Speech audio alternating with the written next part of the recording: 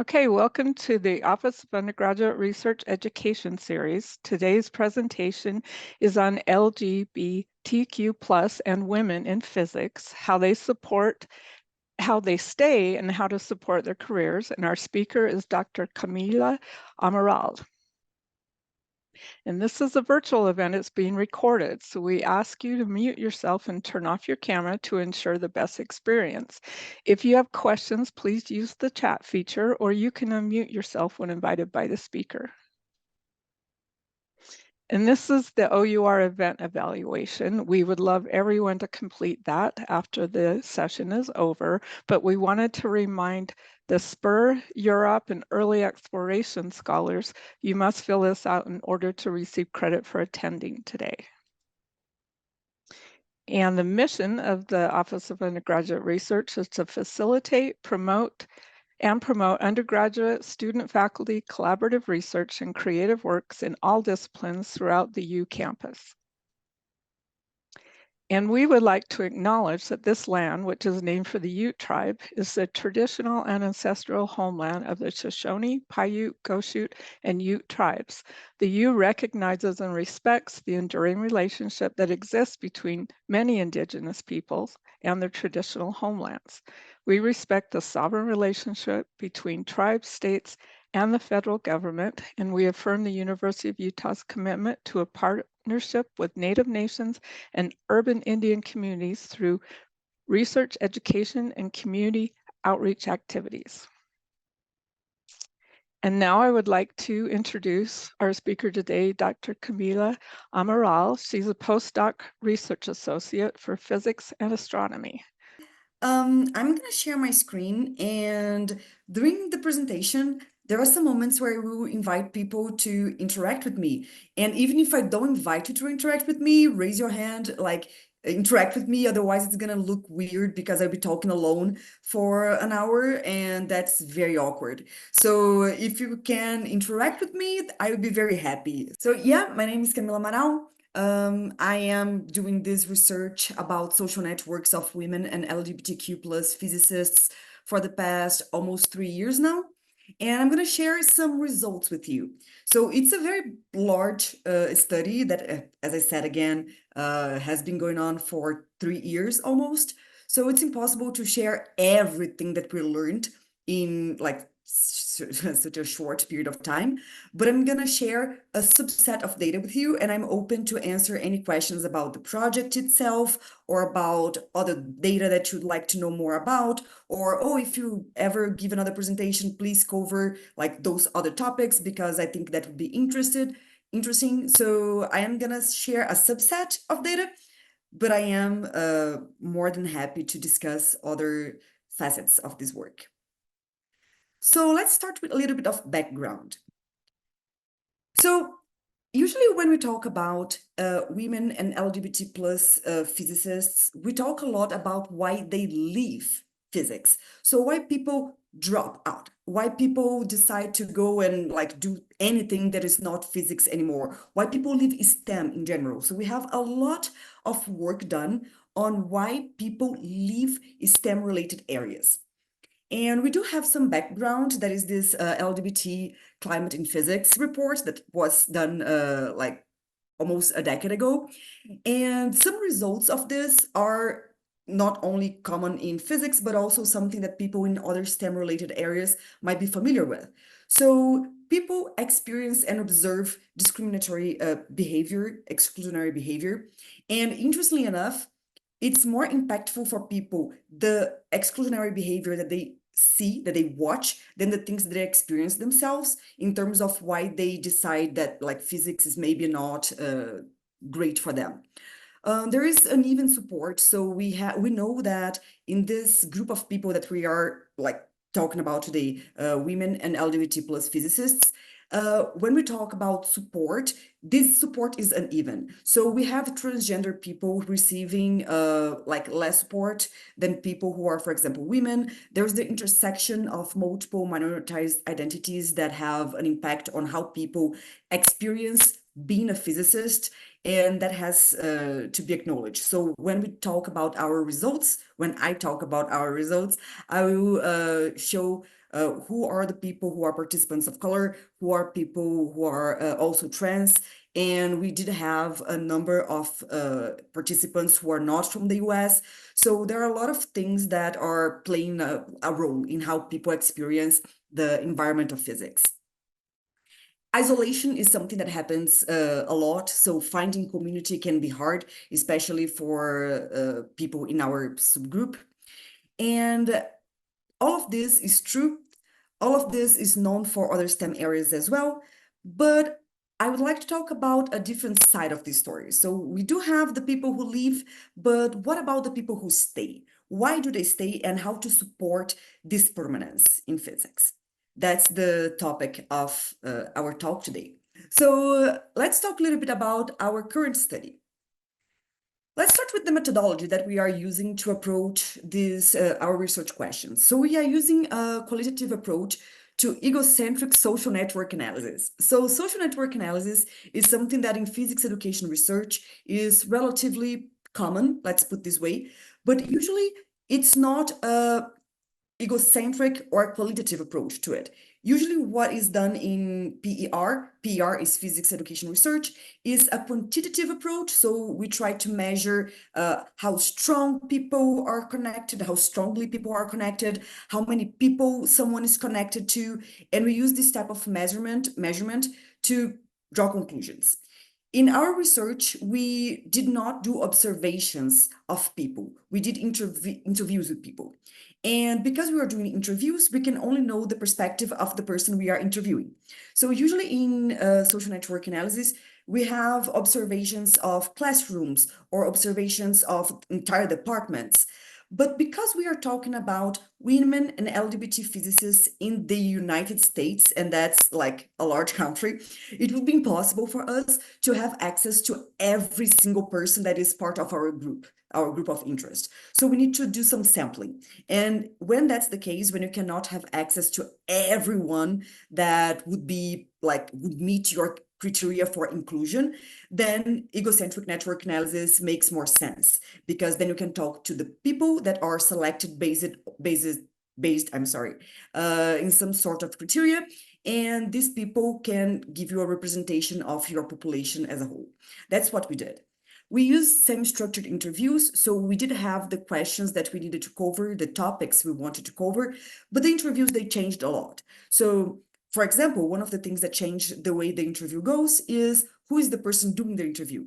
So as you can probably say by my accent that I know is maybe very, very heavy, I'm not from here. So every time I was interviewing someone who is also a foreigner, they would bring to the interview like things about green card, visa, like any type of racism that they experience for being a foreigner in the United States. And this type of thing, it wasn't part of the initial interview protocol, but because people have different experiences, we needed to be flexible, and we did collect data about those experiences as well. And at some point of the interview, basically at the end, we asked people to draw a sociogram. So basically during the interview, we ask about people who are important for people, like for our participants in like doing grad school or in their current job, people who helped them stay, people who provided some type of support, and they write down those names. They also write down the name of groups that helped them, so where they found community or groups of people that advocated for them or that they like understand that exist in the place where they work, and they write down the name of the groups. And at the end, we ask people to put these names in this sociogram. They are the star in the center of the circles, and we ask them to position people according to how close they are, in whatever way they define closeness, and then to like connect people who might know each other. So this is the method that we used. We used semi-structured interviews and sociograms to collect data and do a qualitative social network analysis of the egos. The ego being the star, basically the person that we are interviewing. Here is the demographic of our research. So we, as I said before, we were interested in interviewing LGBT people, physicists, and people who are in the intersection. Most of our participants are LGBT women, so they are in the intersection of those two groups. And I put here the demographics of our research. So in our research, we are trying to understand the experience of people who stayed in physics, but not necessarily in academia. So we wanted to understand the experience of people who have a PhD in physics and are working using that PhD, even if they are not working necessarily in a position that is for a physicist. We have participants that work with data science. They work as engineers, but they do work in these positions because of their PhD in physics, and they are using this degree, let's put this way. So we're interviewing these people independent on of the sector they are working on. So we interviewed people in academia, industry, government, and also in the intersection. The intersection of academia with government is relatively large. And we're interviewing people in those sectors and trying to compare the experience of people in different sectors. We're going to talk a little bit about that. So it's different to be a woman or an LGBT physicist in industry, in government, and in academia. And the reasons why those people consider leaving and the type of support that they have to stay is highly different across sectors. So our agenda for today is more specifically is why participants consider leaving and why they stay, and how people and institutions can support the careers of women and LGBT plus physicists. Sometimes I put LGBT plus, sometimes I put LGBTQ plus, but that's basically because in the place where I come from, we usually just use the LGBT and that's it. But so I use both terms basically because of some mental confusion. So why participants consider leaving and why they stay? At this point, I'd like for you to scan this QR code, and it will take you to a page, to a Jamboard that will soon be over, will no longer exist, but right now it does exist, so we're going to use it. And in this Jamboard, you're going to have sticky notes from different colors, with different colors. And I would like for you to, during the course of the presentation or after it, to write down why you would consider leaving your career, your PhD, your graduate program, leaving physics, and why you decided to stay, independent on where you are in your career. If you are an undergrad, if you are a grad student, if you are a postdoc, independent of what you're doing right now as a physicist, I would like, or a prospective physicist, I'd like to know why you considered leaving, if you did, and why you didn't do it. And I am using this QR code, this question, this prompt, in every presentation I've been given in the past 3 or 4 months. And the data is very interesting. I cannot use this data because I don't have an IRB approval and I didn't ask for permission. So it's basically just for my own happiness in understanding this this question for different groups of people. So as I said, people think of leaving and they decide to stay for different reasons. Some of those reasons are not connected to being a woman or a LGBT plus person. So it's more general, it's more related to the sector than anything else. So why people consider leaving academia? Basically because the payment is terrible. So not enough money, too much fight for grants, and because again the money is not very abundant, so too much fight for grants, terrible work-life balance, and the payment is not great. But the things that make people stay in academia, in general, are commitment with students, and that's especially true for people who believe that if they leave the departments, nobody will advocate for the students anymore. So something that we found a few times, actually multiple times, are people who say, well, I am the woman, the only woman, or one of the few women, or one of the few LGBT person in our group, in our department, in our college. So if I leave, who's gonna advocate and fight for the students? So I couldn't. So people, they engage in this type of advocacy group, and because of their students and the commitment they have to diversity, usually they decide to stay, not only in academia, but in the place they are currently working at. And they also like the intellectual freedom. So a thing that people in academia talk a lot about is how free they are to pursue things that they are passionate about. Instead of having to solve a problem that is posed by the company they work in, they can come up with their own problems and solve those problems instead. So the intellectual freedom is something that people in academia appreciate. In government, the financial compensation is a pro. They have some sort of intellectual freedom in the sense that there is a, like in our case, there was a huge intersection between academia and government. So lots of people, they are in this interesting spot where they have freedom. Their payment is not through a university, it's through a like national lab or something like that. But they have this interesting, they're in this interesting place where they have a better payment and they have intellectual freedom. So people are kind of happy about it. Getting funds can be a problem. So according to where you're working, funded, like having your research funded can be kind of a hassle. And that's also the case for people in academia. And they talk a lot about having a competitive environment. And some people are happy about it, some people are not happy about it. So because the funds they are scarce and people have to fight for it, they have to be constantly publishing and showing that they are the best and like making a lot of advertising for themselves, and that can be a con for people who are not very inclined to compete. And in industry, well, financial compensation is definitely a pro. So lots of people, they worked in academia before and then they moved to industry because they were raising a family and they needed to buy a house and they needed more money and they went to industry. An important thing to say at this point is everybody that we interviewed, independent on the sector they are currently working on, they were in academia during a long, long time, because to go to industry and government holding a PhD degree, you had to be an undergrad, a master's student, a PhD student. So everybody, independent on the sector, spent at least 10 years being in academia. So people have a lot of experience with academia, even if they move to other sectors later. Why people like industry? Good work-life balance. They talk a lot about working 9 to 5. That's especially a thing for women who have small kids. So we had some women that they talk about the need to take care of their family, and they needed a job that they could leave at 5 and go pick up their kids and like have a normal family life without thinking about work all the time. And apparently in industry, that's the sector where people can find it. People would leave when they cannot grow anymore.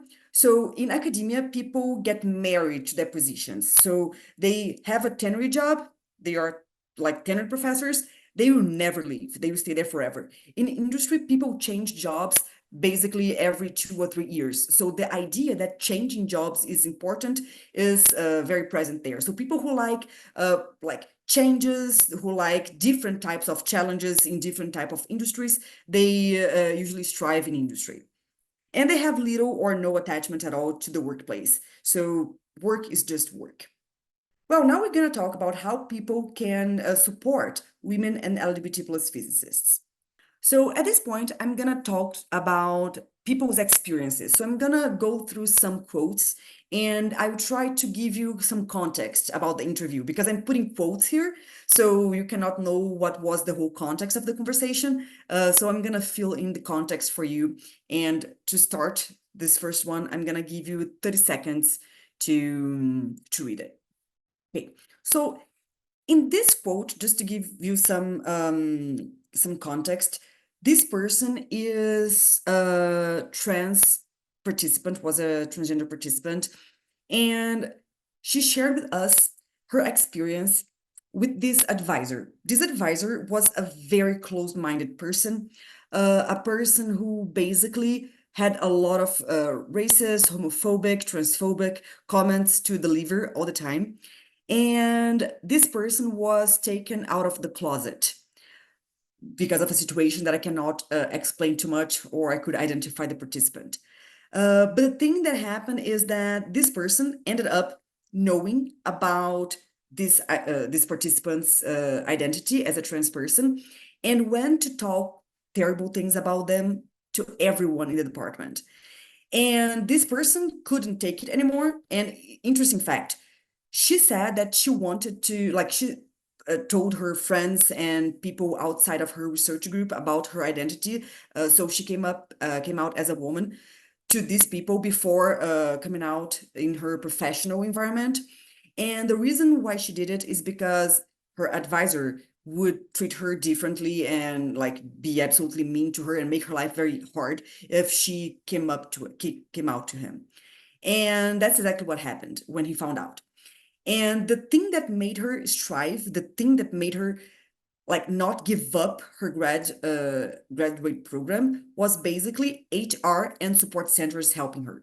So she decided that she would always go with someone else to any conversation she had to have with her advisor. So basically, having people that can do this mediation, having a support group, especially support groups who have lawyers or someone who understands the law and can tell the person who is facing harassment what can be done legally speaking to help them, it's really important.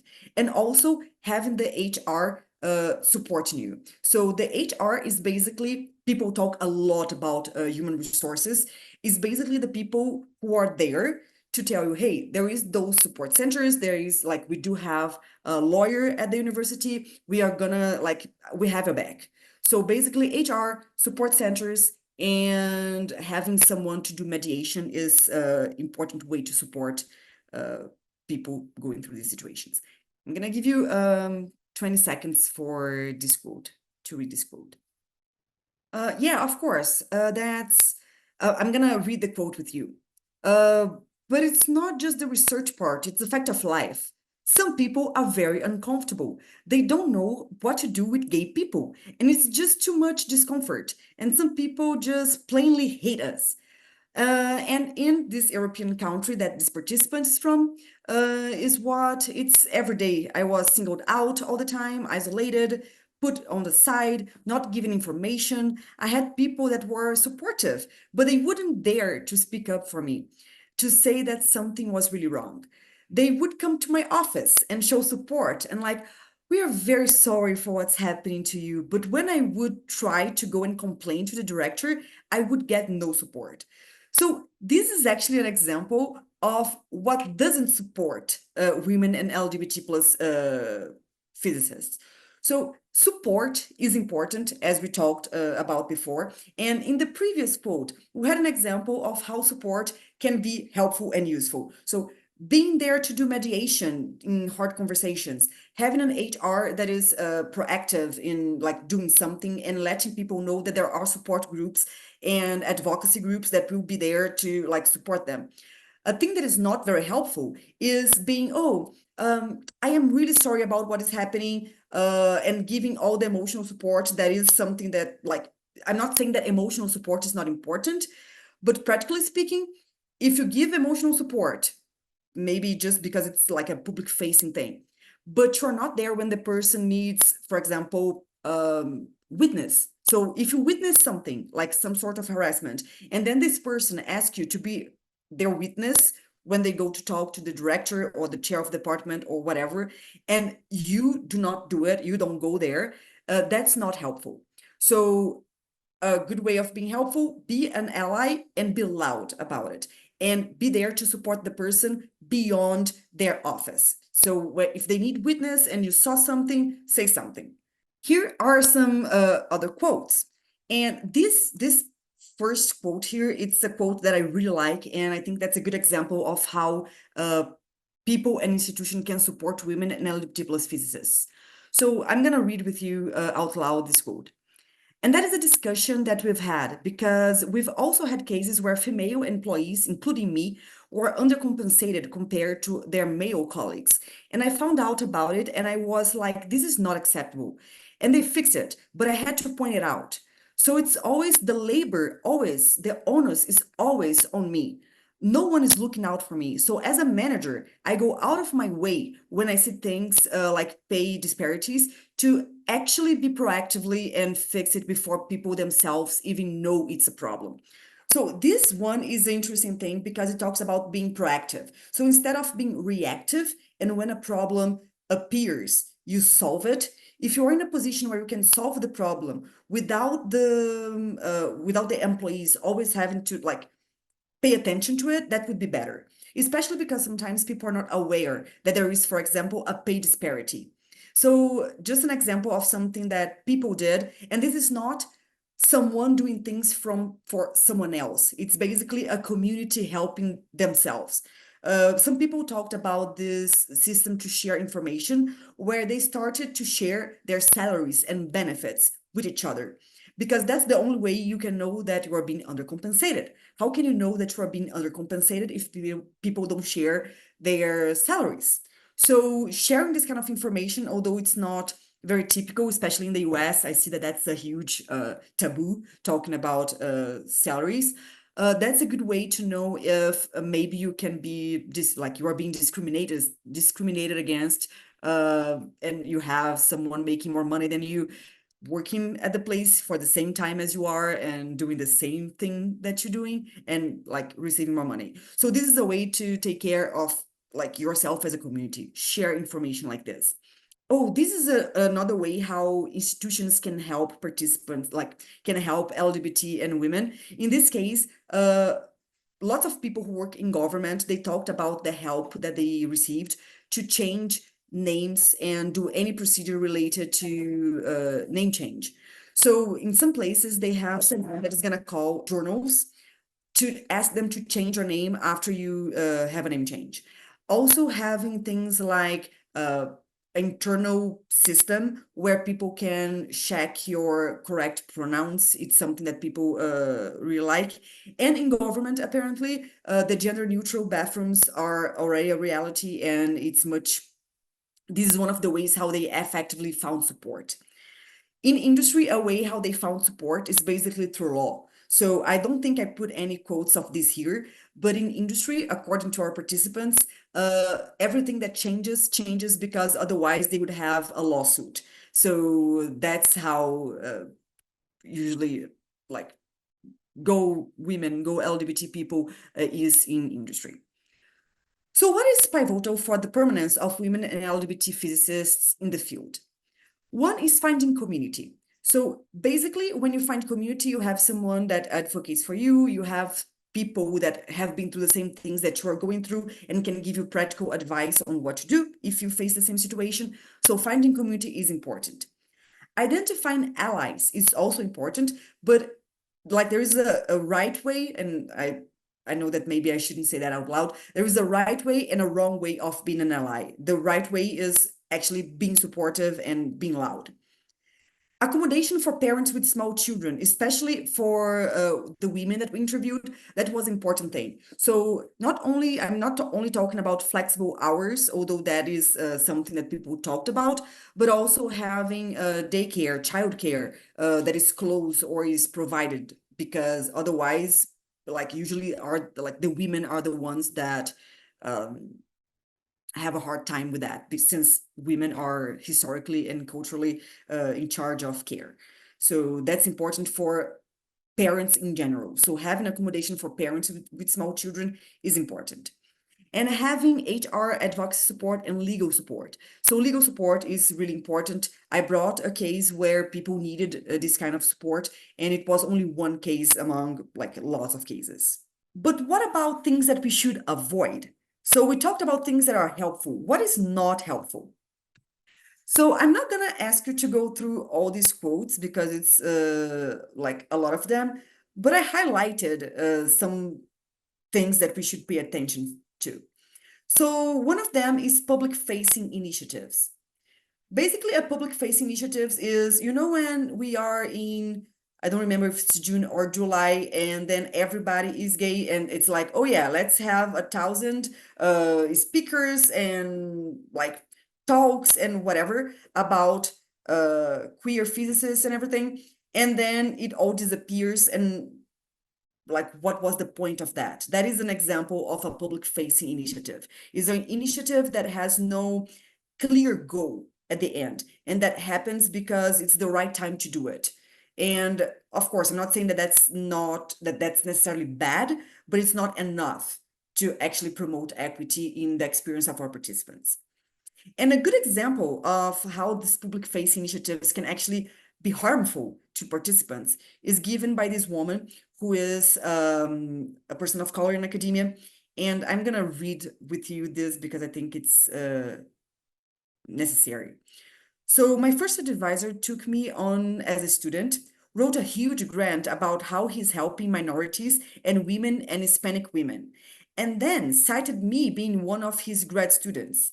And then the next year just stopped meeting with me. And then I was like left in my third year to go find another advisor. This experience is not the only one. This is an example of something that happened multiple times, especially with women and people of color. Is when you have a grant and you need to make sure that you have participants like students or whoever in that category, because you said in your grant that you're gonna help women and like Hispanic population to and first generation to like be more participative and have more room in physics. And then you get the grant, you get the students, and then you let them like all by themselves. Because the point is not actually make a difference, but make sure that you can prove that you are making the difference. And that's a public facing initiative. So in this case, for example, that's harmful. And we had multiple participants sharing this kind of experience, let's put this way. Well, earlier we had this same slide, the should I stay or should I go? And I asked you to go there and fill things in during the course of the talk. Now I would love for you to go there and actually write it down.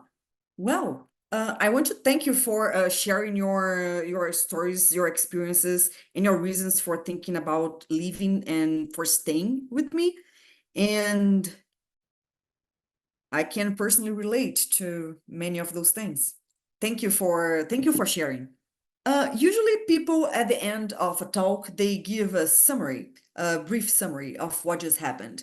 But I'm gonna do something different. So instead of telling you what is the highlights, what is the point that you should absolutely learn from this talk, I would like to know what you absorbed, what you learned, what you thought about during this talk. So if you can follow this QR code, it's gonna take you to a highlights Jamboard. And I would love for you to share there what you learned or things that you thought about and reflected upon during this brief talk. So that's also something that I have been doing the past months, is asking people to share what they consider to be the highlight of the thing instead of seeing that myself. Thank you all for participating, for interacting with me and not leaving me alone the entire time. So like just seeing that you guys are answering the Jamboard makes me feel like I am not talking alone. So thank you a lot. And this is the questions and answers time. So Camila, I have a question from a registrant. It says, mhm. how do I, as a woman, make it through a physics discussion without feeling degraded by my male peers? If you find out the answer for this question, please tell me. But like for real now, I don't think the onus of that is on us. So I think the kind of the question should be how those people have a conversation with you without making you feel like you are not being heard or you are being played down. So I honestly don't think that the onus of that is on you. I do think it's on the people around you. And other than that, I don't have a good answer. Okay, another question from a registrant. How can we build support networks of long-lasting connections among fellow students and peers that we can bring to a career? Yeah, so that's an interesting question because it depends on the stage in the career and the sector the person is on. So in our research, we had people who talked about the networks that they built in terms of making friends and going to events like that are identity-based events and making those connections in this way. But there's another way that doesn't require like physical or like in-person interaction, that is online networks. So some people, they talked about how they created database for women who are in physics and astronomy and like divided by subfield so that people could know about each other. And when they want to ask for a speaker for a talk, for example, they can go to this database and find people there. So it's a network, but it's not a network of emotional support. It's more of a network of professional network. So like those are basically the two types of networks people talked about. So participating in events for people who share identities with you, and trying to see which type of resources are available online in case you want to be invited for things or find people that are like women or LGBT to participate in things. So the two databases that I can think of are this one that is on Nature. I can share later with you guys, and the LGBT in STEM one, where you can see what people are researching and their contact for information, and like reach out to them in case you want to build this network. I don't know if this answered the question, but that's what the research said. Thank you so much, Camila. We truly enjoyed this presentation. The research you're doing is fascinating. And I wanted to remind everybody about the event evaluation. Here's the QR code. Please, everyone, fill this out after it is done today. But we wanted to remind the Europe, Wilkes, and Early Exploration Scholars, you must complete this in order to receive credit for attending today. And I just want to remind everybody that the Office of Undergraduate Research is located in the SIL Center, which is east of the Union Building. We're open Monday through Friday, 8 to 5. Our website is our.utah.edu, and you can email us at our@utah.edu. And thank you again, Camila. We truly enjoyed this.